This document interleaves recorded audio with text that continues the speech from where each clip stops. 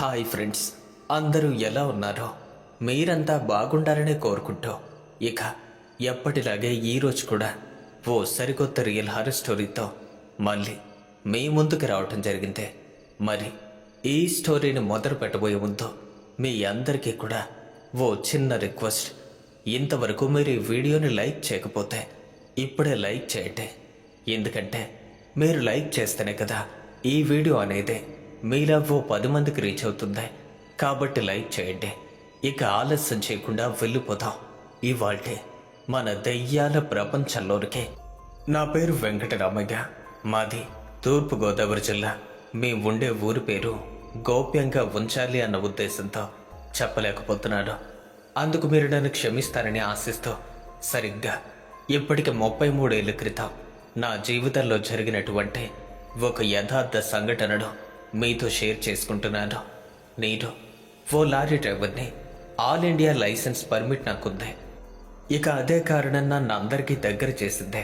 నాకు ఓన్గా లారీ లేనప్పటికీ కూడా అప్పటి కాలంలో ఎక్కువ దూరం వెళ్ళాలి అంటే వెంకటరామయ్య ఉండి తీరాల్సిందే. రోజుల తరబడి ప్రయాణం చేయాలి అంటే నా వద్దకు వచ్చి నేను కోరినంత డబ్బు ఇచ్చి లోడుతో సహా నన్ను పంపించేవారు. అలా హాయిగా రోజులు గడుస్తున్నాయి. అన్ని రాష్ట్రాలు తిరగటంతో అప్పటికి నేను బాగా సీనియర్ కావటంతో ఇంచుమించుగా తెలుగు భాష మాత్రమే కాదు, ఒడియా, హిందీ, కన్నడ, పంజాబీ ఇలా అన్ని భాషలు మాట్లాడటం నేర్చుకున్నా. అనర్గళంగా ఈ భాషలన్నీ మాట్లాడటంతో నాకు క్షణం కూడా తీరిక ఉండేది కాదు. అప్పటికే నాలాంటి సీనియర్స్ ఎంతోమంది ఉండేవారు, కానీ నేననేది వాళ్ళకు గొప్ప నమ్మకం. అలా రోజులు సాగుతున్నాయి. జయవర్ధన్ అనే ఒక వ్యాపారి ఏపీ నుండి అస్సాంకు కలుపును తరలించాలి అని చెప్పారు. ఇక ఆ పని మీద లారీ ఓనర్ నన్ను ఒప్పించే ఈ కలుపును అస్సాంకు చేర్చి రావాలి అని చెప్పగా ఆ పని పూర్తి చేస్తే చాలా ఎక్కువ అమౌంట్ వస్తుంది అన్న ఆశతో అందుకు నేను కూడా అస్సాంకు వెళ్ళటానికి సిద్ధమయ్యా. అయితే ప్రభాకర్ అనే ఒక సీనియర్ క్లీనర్తో కలిసి ఆ రోజు లారీలో అస్సాంకు ప్రయాణమయ్యాను. ఇప్పటంత ట్రాఫిక్ అప్పట్లో లేదు, కానీ ఎక్కువ వెయిట్ ఉండటంతో ఏకదాటిగా ప్రయాణం చేస్తే ఇంజన్ హీట్ ఎక్కి మధ్యలో రిపేర్ అవుతుంది అన్న భయంతో ఎక్కువ సమయం మధ్య మధ్యలో గ్యాప్ ఇస్తూ మెల్లగా అస్సాంకు 120 కిలోమీటర్ల దూరంలోకి చేరుకున్నా. అప్పటికి సమయం దాదాపుగా రాత్రి 10 గంటలవుతుంది. అక్కడి నుంచి గుమర్ అనే పేరుతో పిలువబడే అటవీ ప్రాంతం నుంచి సుమారుగా 20 కిలోమీటర్ల మేర ప్రయాణించాలి. అయితే అప్పటికే అంతవరకు చేరుకున్నటువంటి కొన్ని లారీలు అక్కడే ఆఫ్ చేసి ఉదయం వెళ్దామని వారంతా విశ్రాంతి తీసుకుంటున్నారు. మేము కూడా అక్కడే ఆగిపోదాం అనుకున్నాం. మా క్లీనర్ కూడా అలాగే చెప్పాడు. కానీ ఎంతో కొంత దూరం తగ్గితే రేపటికల్లా వేగంగా గమ్యాన్ని చేరుకోవచ్చు, అన్లోడ్ కూడా పూర్తి చేయటం అవుతుంది అన్న ఆశతో నేను అక్కడ ఆపలేదు. అడవి ప్రాంతంలోకి ప్రవేశించడం జరిగింది. నిజానికి అది అడవి మార్గం అయినప్పటికీ చిన్న చిన్న గుట్టలపై అక్కడక్కడ పల్లెవాసాలు ఎదురవుతూ ఉంటాయి. అలా చిన్న చిన్న గ్రామాలు ఎదురైనప్పటికీ ఒక్కొక్క పల్లెలో సుమారుగా 10 లేదా 15 ఇళ్లు మించి లేవు. పైగా కరెంట్ అన్న ఊసే అప్పటికి లేదు. నేను అస్సాంకి అప్పటికి ఎన్నోసార్లు వెళ్ళి రావటం జరిగింది.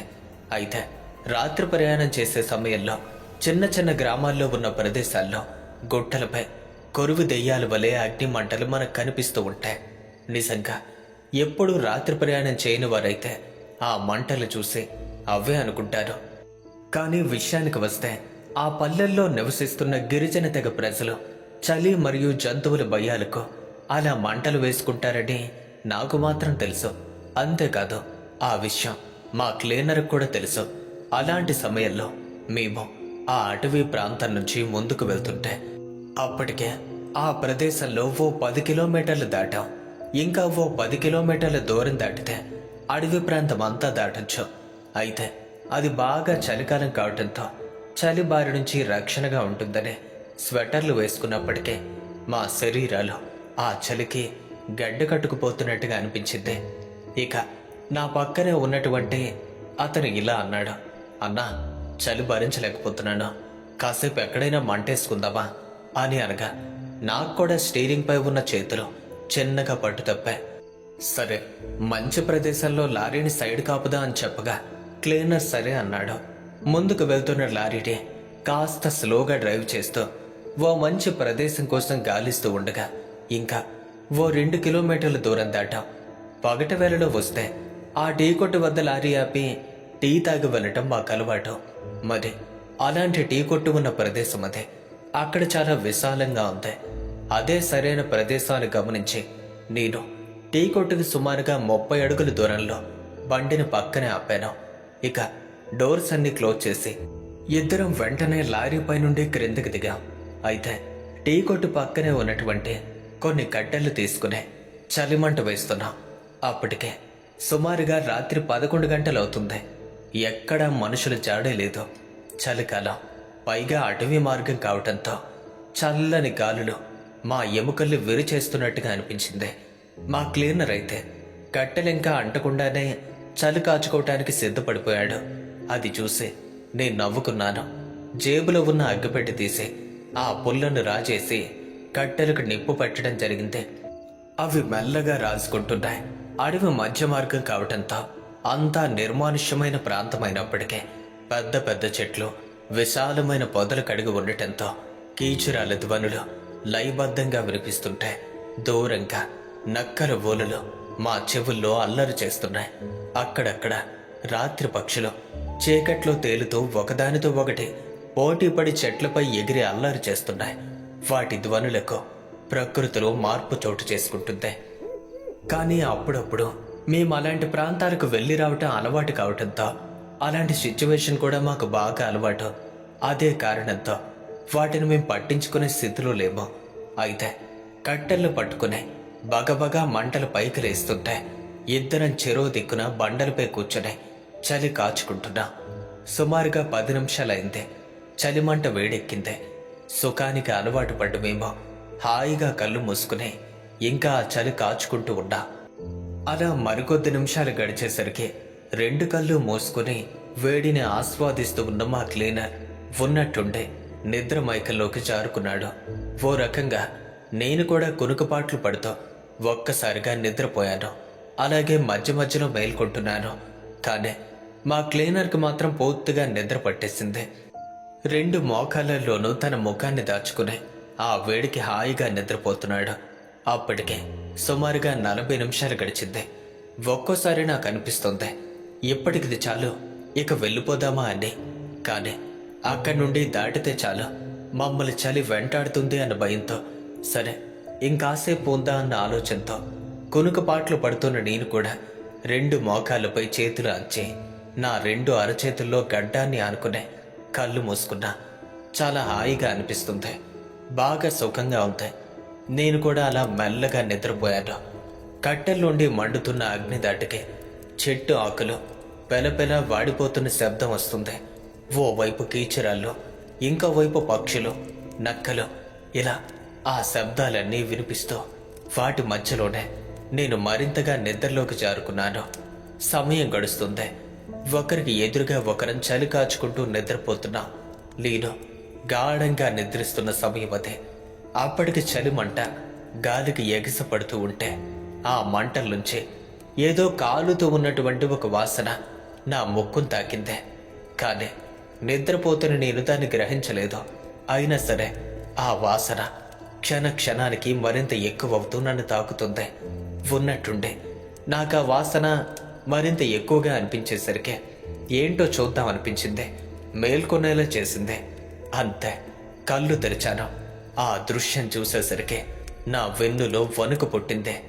కట్టెల్లో ఎగిసిపడుతున్న మంటల్లో ఓ వ్యక్తి కాలిపోతున్నాడు. ఆ దృశ్యం చూసి భయం వేసి మంటకు అటువైపు కూర్చున్న మా క్లీనర్ని పిలుద్దా అనుకున్నాను. కానీ మా క్లీనర్ మాత్రం అక్కడ కనిపించలేదు. ఇక నా గుండె ఆగినంత పనైందే. మంటల్లో కాలుతుంది ఓ మగవాడి రూపం. అప్పటికే ఆ కాలుతున్న రూపం యొక్క దుస్తులన్నీ బూడిదైపోయాయి. నా గుండె వేగం పెరిగిపోతుంది. ఒకవేళ మంటల్లో కాలిపోతుందేమైనా క్లీనరా? అదే అనుమానం నాలో పెరిగిపోయింది. ఏం చేయాలో అర్థం కాలేదు నాకు. అలా మంటల్లో కాలుతున్నది ఎవరా అని చూస్తే మా క్లీనర్ అనే విషయం అర్థమైంది. ఆ వ్యక్తి అంతలా కాలిపోతున్నప్పటికీ కనీసం బాధతో అరవనైనా అరవట్లేదు. అప్పటికే ఆ వ్యక్తి శరీరం అంతా పూర్తిగా కాలిపోయింది. ముఖమంతా కాలిపోయి ఒళ్ళంతా పొక్కులు తేలే. నా గుండె బరువెక్కిందే. నిర్మానుష్యంగా ఉన్న అడవి ప్రాంతంలో అర్ధరాత్రి సమయాన ఒక మార్గ మధ్యంలో చలిమంటలో కాలిపోతున్నదే నాతో పాటు ఉన్న క్లీనర్ అని తెలిసి ఏం చేయాలో తెలియని స్థితిలో షాక్లో ఉన్నాను. కానీ భయపడుతూనే ఆ మంటలకు దూరం పరిగెత్తా. ఇంకా ఆ వ్యక్తి మంటల మధ్యలో నిల్చునే తన శరీరాన్ని మరింతగా కాల్చుకోబోతుంటే ఎక్కడి నుంచో దూరంగా అన్నా అన్న పిలుపు నా చెవిలో పడిందే. ఆ పిలుపు వినేసరికే గుండెల్లో వణుకు పుట్టిందే. పిలిచిన గొంతు మా క్లీనర్ది కదా అని అనుకున్నా. వెంటనే అటువైపు కొద్ది దూరం పరిగెత్తుకు వెళ్ళి ప్రభాకర్ ఎక్కడికి వెళ్ళావు అని పిలిచాను. అందుకు సమాధానంగా అన్నా నేను వెళ్ళలేదన్నా, నన్నెవరో తీసుకొచ్చారు అని అన్నాడు. ఏంటి ప్రభాకర్ నువ్వు చెప్పేదే? నిన్నెవరో తీసుకువెళ్ళటం ఏంటే? నేను ఇక్కడే ఉన్నాను, వేగంగా రా అని చెప్పగా అన్నా నేను రాలేకపోతున్నాను, మీరే రావాలన్నా అని మాట్లాడగా రే ప్రభాకర్ ఏమైనా పిచ్చా నీకు? ఎవరో నిన్ను తీసుకువెళ్ళటం ఏంటే? నువ్వు రాలేకపోవటం ఏంటే? తమాషాగా ఉందా నీకు అని కోపంతో అరువుగా ఆ మాటకు కనీసం ప్రభాకర్ నుంచి ఎటువంటి సమాధానం వినిపించలేదు. మళ్ళీ ప్రభాకర్ని గట్టిగా పిలిచాను. కానీ వాడి వద్ద నుండి ఏ సమాధానం లేదో. అక్కడ ఏం జరుగుతుందో ఏమో నాకు అర్థం కావట్లేదు. మంటల్లో నిలబడి తనకు తానుగా నిప్పు పెట్టుకున్న ఆ దృశ్యాన్ని చూస్తుంటే నాలో ఉన్న భయం అంతకంతకు పెరిగిపోతుంది. మరే వాడెవడో ఇప్పుడు ప్రభాకర్ చూస్తే ఎక్కడికో వెళ్ళిపోయాడు అని అంటున్నాడు. ఏమీ అర్థం కావట్లేదు. ఏం చేయాలో అర్థం కానే దిక్కు తోచని స్థితిలో ఉన్న నాకు అన్నా నేనిక్కడే ఉన్నానన్నా, నన్ను కాపాడు అని కాస్త భయంతో మాట్లాడుతున్న ప్రభాకర్ పిలుపు మళ్ళీ వినిపించిందే. అంతే. ఒక్కసారిగా అటువైపు తిరిగి చూడబోతే ఆ చీకట్లో అసలు నాకక్కడ ఏమీ కనిపించట్లేదు. ఏంట్రా ఈ పరిస్థితే అని అనిపించింది నాకు. ఇంకా అటు చూస్తుండే అసలేం జరిగిందే, నిన్ను తీసుకువెళ్ళింది ఎవరు అని ప్రభాకర్ని అడుగుతుంటే వాడి నుండి ఎటువంటి సమాధానం లేదో.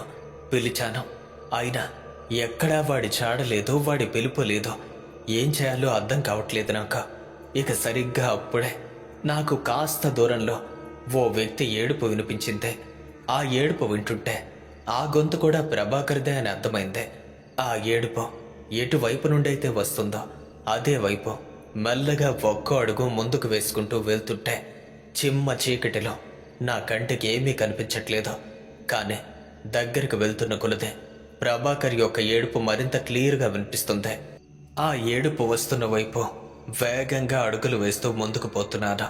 అలా కొద్ది దూరం వెళ్ళేసరికి తానక్కడే ఉన్నాడు అన్నట్టుగా అతని ఏడుపు మరింత గట్టిగా వినిపించింది. అది విని మరికొంత దూరం నడిచి ఆ ఏడుపుకు దగ్గరయ్యాను. అలా చేరుకున్నానో లేదో సరిగ్గా అప్పుడే అంతవరకు వినపడ్డ ఏడుపు అనేది ఒక్కసారిగా ఆగిపోయింది. ఆ ప్రదేశంలో చేరుకున్న నేను ఇంకా అక్కడ గాలిస్తూ ఉండగా అన్నా ఏం జరిగిందే, ఎందుకలా ఏడుస్తున్నా అని ప్రభాకర్ ఎవరినో అడుగుతున్నట్టుగా వినిపించిందే. అంతవరకు వినిపిస్తున్న ఏడుపు ఆగిపోయిందే. ఏంటే ఇంతవరకు ప్రభాకర్ ఏడుపు వినిపించిందే, ఇప్పుడు చూస్తే వీడెవరితోనో మాట్లాడుతున్నాడు. అసలేం జరుగుతుంది ఇక్కడ, ఇదంతా ఏంటి అని ప్రభాకర్ని గట్టిగా పిలిచాను. అలా పిలవగానే నాకు దగ్గరలోనే అన్నా నేనెక్కడే ఉన్నానన్నా అని అతని వద్ద నుండి సమాధానం వచ్చిందే.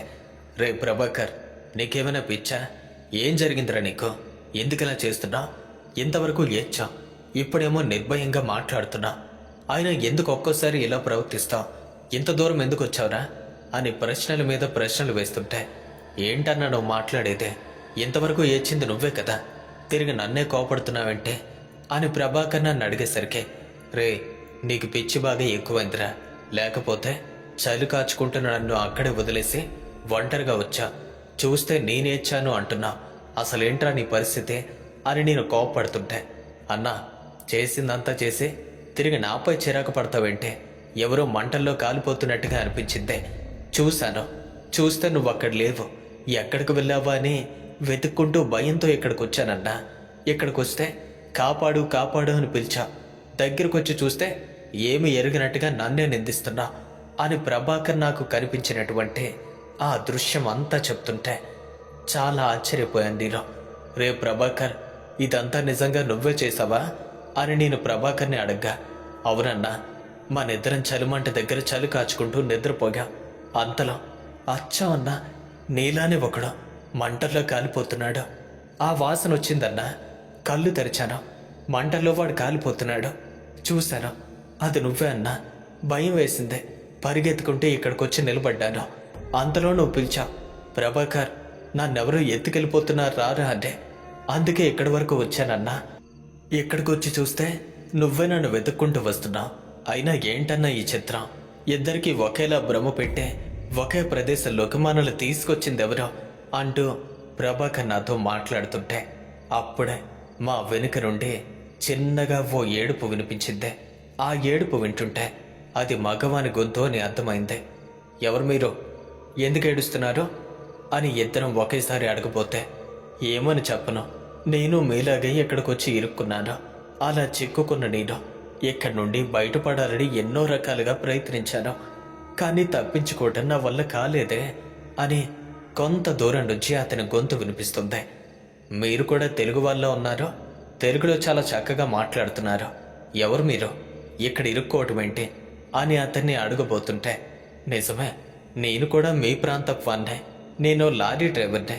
2 ఏళ్ల క్రితమే ఇక్కడికి వస్తుంటే ఆ రాత్రి మేం ప్రయాణం చేస్తుండగా నాకు కడుపు పొడిచినట్టయింది.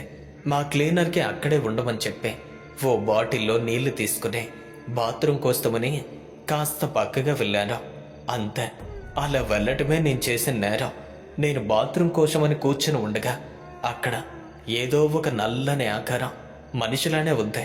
వచ్చి నన్ను ఇక్కడికి తీసుకొచ్చేశాడు. అప్పటి నుంచే ఇది వదిలేసి ఎక్కడికి వెళ్ళలేకపోతున్నాను. 5 నెలలైందే.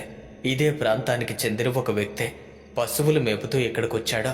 నేను అతనితో పాటు ఇక్కడి నుండి తప్పించుకోవాలని అతని వెంట వెళ్ళబోయాను. నేను అలా తన వెంట పడటంతో తనకేం జరిగిందో ఏమో తెలీదు. ఉన్నట్టుండి అతని శరీరం క్షీణిస్తూ వచ్చింది. అది గమనించిన అతని కుటుంబ సభ్యులు తనకేదో జరిగిందే అని ఓ మంత్రగాడి దగ్గరికి తీసుకువెళ్లారు. అతన్ని నేనే పట్టుకుని వదలట్లేదు అని చెప్పారు. నేనే తప్పు చేయలేదు, అతన్ని నేనేం చేయలేదు అని చెప్పినా సరే వెళ్ళలేదు. ఆ మంత్రగాడు అక్కడి నుంచి నన్ను లాక్కొచ్చి ఎక్కడ వదిలేశాడు అని అంత చీకట్లో కంటికి కనిపించకుండా ఓ రూపం మాట్లాడుతుంటే తాను చెప్పే మాటలు మాకేం అర్థం కాలేదు. తను లారీ డ్రైవర్. మరి ఎక్కడికొచ్చి ఇరుక్కోవటమేంటే? కొన్నాళ్ల తర్వాత పశువుల కాపరితో వెంట వెళ్ళటమేంటే?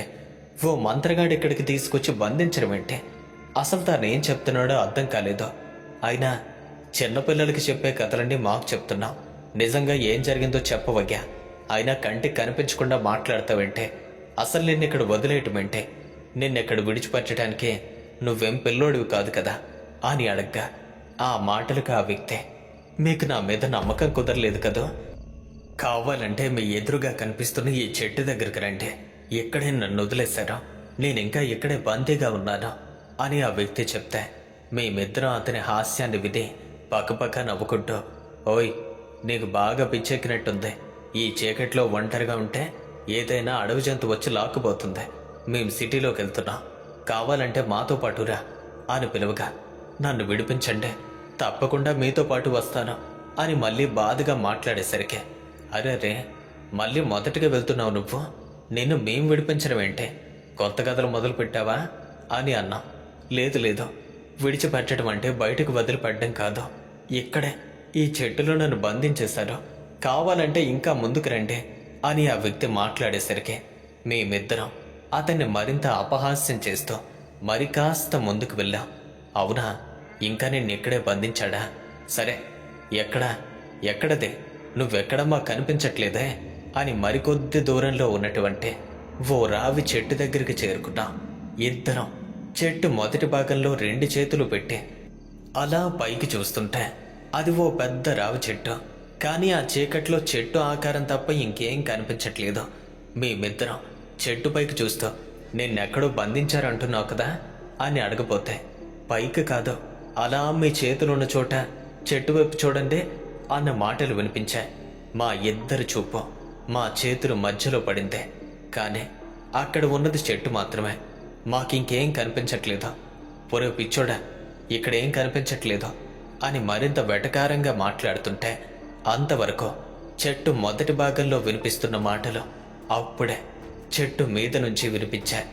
అది చూసి ఇద్దరం నివ్వెరపోయాం. అరే, ఇంతవరకు క్రింద వినిపిస్తున్న మాటలు చెట్టుపై నుండి వినిపించడం ఏంటే? ఇక ఇద్దరిలోనూ ఒకరికి తెలియకుండా ఒకరిలో భయం ఏర్పడింది. 2 అడుగులు వెనక్కి వేశాం. ఇంత చీకట్లో అర్ధరాత్రి వేళ చెట్టుపై నుంచి మాట్లాడుతుంది మనుషులు కాదు, ఇక్కడేదో ఉంది అని గ్రహించి ఇంకా వెనక్కి వెళ్ళబోతుంటే అంతవరకు నార్మల్గా వినిపిస్తున్న మాటలు ఒక్కసారిగా అదో రకంగా మారిపోయా. ఆ మాటలు వినే మాకు చాలా భయం వేసిందే.